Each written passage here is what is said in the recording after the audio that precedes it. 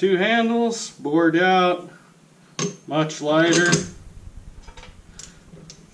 Go figure, I left my wrench over at the lathe.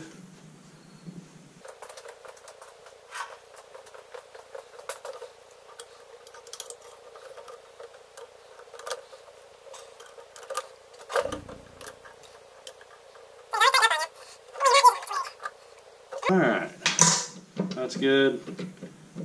Oh, that's a lot better. That's a lot better. Let's get our old pin put back in.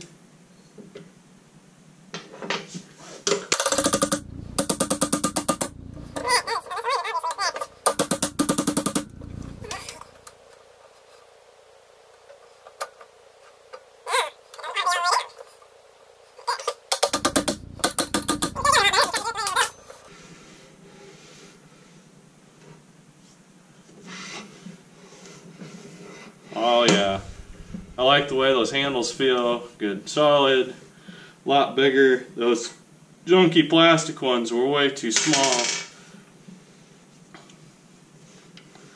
This thing could use a rag.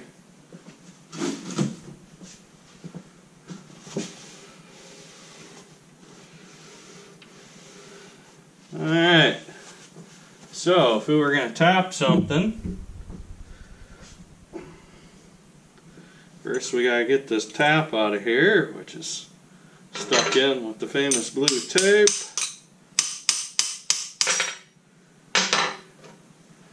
Sure, someone just cringed with my tap hitting the table.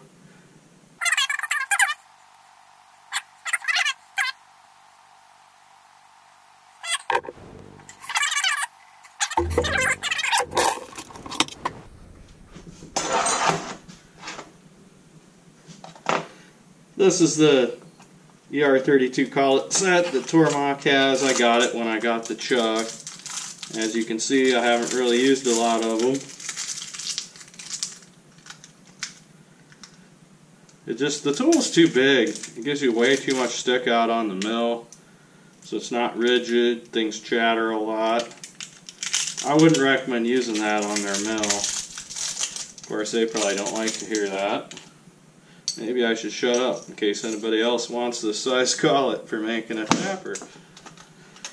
Because it is 40 bucks. That's pretty dang nice. There we go. That's put together. Get her started. Come on. I turned the wrong way. Probably. Put that tap down. No. There we go. No problem.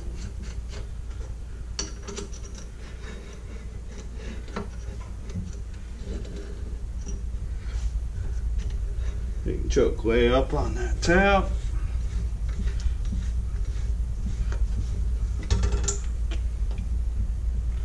Get the wrenches for it.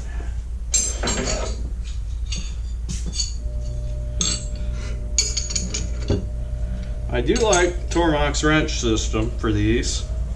It's really nice.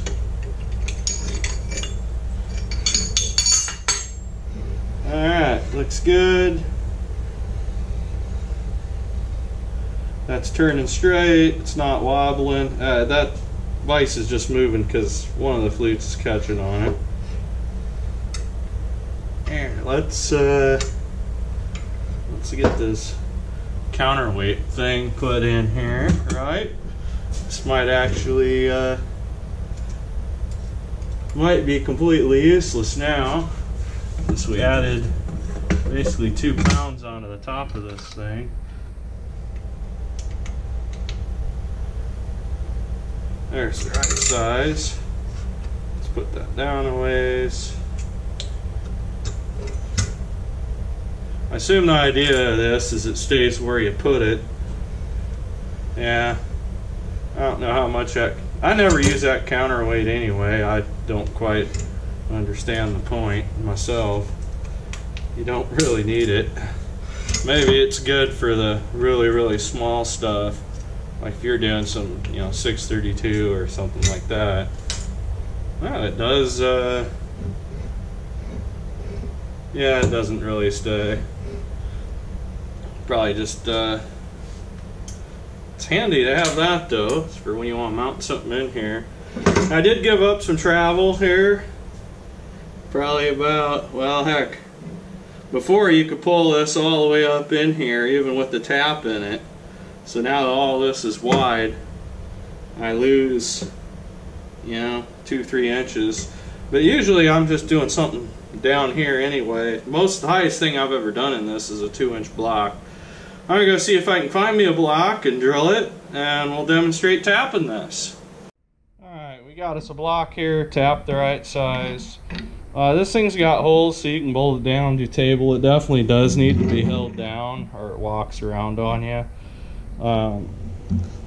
This silly little vise here, I don't really like it, and apparently it's locked up right now. Come on.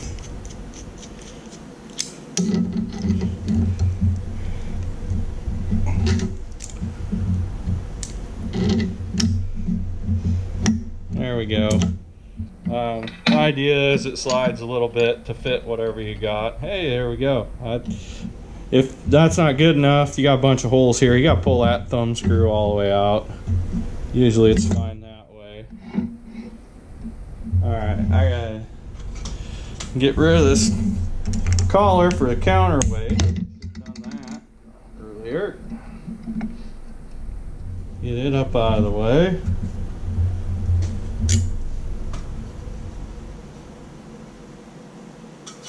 Alright, so just line it up, give it plenty of lube, and just go to town on it.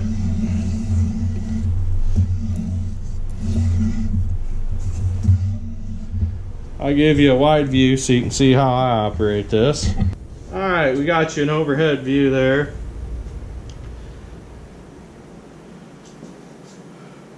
I like to keep this long handle on my right side. I don't know why, but then I just keep going around. Hey, alright, my collet did not hold tight enough and it's spinning. So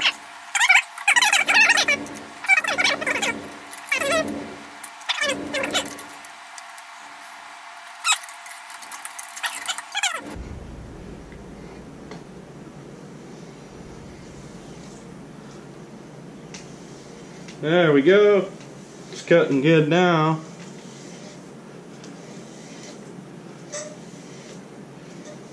We're all the way through. So I just need to tighten that collet up a little bit better. One of the things I like with this, you don't have to jack it back and forth like you do one of those T-handle hand tap things. This thing, I have tapped the full length of these flutes without ever backing it off, and it works just fine. There you go. Don't know if you can see that. I'm below the camera. Looks like a pretty good thread. Guess I should have got a bolt to test it with. Alright, we got a bolt here.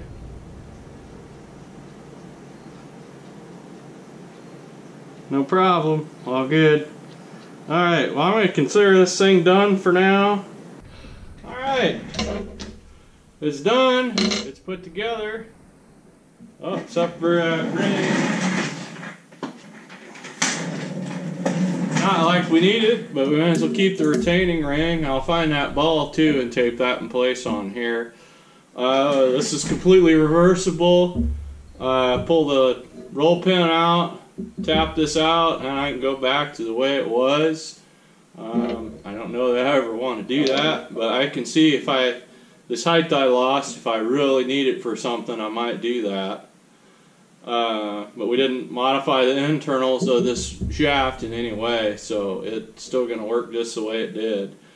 I do like the collet. Once I get it tight enough, it works just as good. This thing could be modified more. I mean, a guy could. This arm is bolted on. This pull 4 bolts here. You could make a spacer and raise this back up and get all that height back. Or even have different size pieces, so if you had something real tall like that you want to tap, And you could put a 12-inch extension in this arm. I don't know how rigid it would be, if it will wobble or not, but it's got to be better than the T-handles. Speaking of handles, that was really funny. The first time I set this up, when I was thinking I'd just go ahead and go with the tape, which I had second thoughts on. Obviously, it would have worked and it would have been fine. I could have left it that way, but it just didn't feel right to me. But I was just tapping on the top of this with a little ball peen hammer, just real light. And that little bit of vibration, these Bakelite handles just blew apart. I don't know that these were even strong enough to last any amount of time, just under normal use. The way it was built, those are not good. The new handles are definitely the good way to go. I could see definitely maybe just using an inch diameter. I had 1.5-inch rod, so that's what I used. Smaller would be just fine. These handles came with it. Yeah, those were what, 825, so 13/16, something like that. Of course, they're tapered too. Mine aren't tapered, but I don't think that's going to be a big deal. You got big, meaty grip now, so I like that. Alright, well, that was my first machining video for YouTube. I'm just doing this because people ask me what I do on the weekends, and a lot of times I just like to get down in the shop and make something. I'll do anything from the CNC and the lathe to welding and fabricating. I got all kinds of stuff I do. I'm going to try to keep making these. We'll see how it goes. This was probably about over 2 to 3 weeks of time working on in my evenings, and like when I decided I was going to drill this with the carbide burr, I had to order the burr and wait for it. Little stuff like that. So, but I think there's only about maybe 3 hours worth of work in this. If the guy had all his tools set up and everything, you could get this done in just half a day on the weekend. Yeah, that's all I got.